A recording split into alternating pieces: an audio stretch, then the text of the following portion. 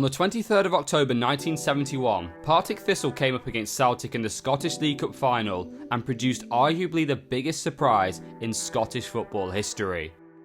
David McParland's Partick Thistle side had recently been promoted to the First Division.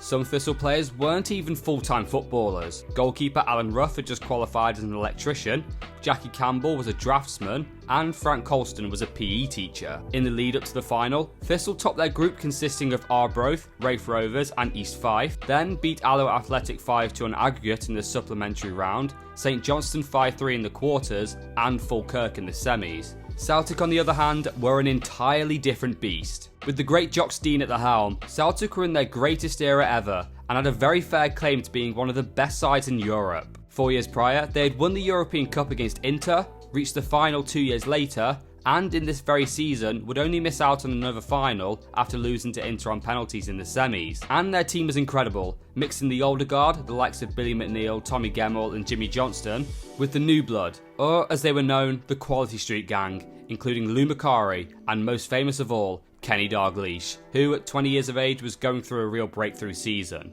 In short, Partick Thistle had no chance, and this was a very popular opinion. Before going off air, BBC Grandstand presenter Sam Leach said, "In Scotland, it's League Cup final day at Hampden Park, where Celtic meet Partick Thistle, who have no chance." Thistle had no chance, but no pressure.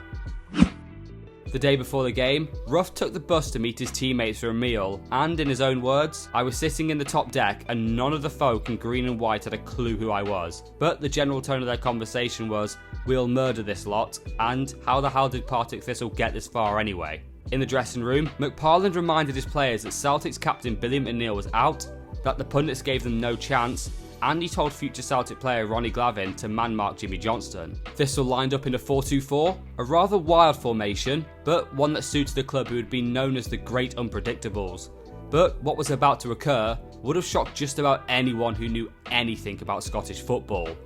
10 minutes in, Alex Ray gave Thistle the lead with a stunning looping volley from outside of the box. The ridiculous goal set the tone for a truly ridiculous game. 5 minutes later, Thistle set off for a counter-attack, when Jimmy Bone played the ball out to the left, falling to Bobby Lorry, who cut inside and smashed the ball into the far post past a helpless Evan Williams. The same Evan Williams who was the man of the match in the European Cup final in 1970. Swiftly after the second goal, Celtic were dealt another blow when Johnston was forced off with an ankle injury. And with 28 minutes played, they were 3-0 down as Dennis McQuaid reacted quickest from a corner. Jimmy Bone made it 4-0 just 9 minutes later after some poor marking by the Celtic defenders, and that's how the first half ended. But surprisingly, the players weren't getting carried away in the dressing room. Alan Rough stated, "The mood was more bewilderment than anything else, and given our reputation and the talent in their ranks, there was a risk we could still end up losing 6-4 or 7-4. In the second half, Celtic made a better game of it, and the scoreline was becoming common knowledge to people at other grounds, including those watching Rangers, who left the game they were watching to witness their bitterest of rivals getting thumped. Kenny Dalglish pulled one back, but it never sparked any comeback, and Partick Thistle won the Scottish League Cup by beating the mighty Celtic 4-1. Their first major trophy since 1921, and as of right now, their last. After the game, Jock Stein was gracious in defeat. In a cup final, it's sometimes about who wants it more. They were on their game right from the first whistle, we weren't, and they made us pay. Thus, ending the greatest day in the history of Partick Thistle. Thanks for watching.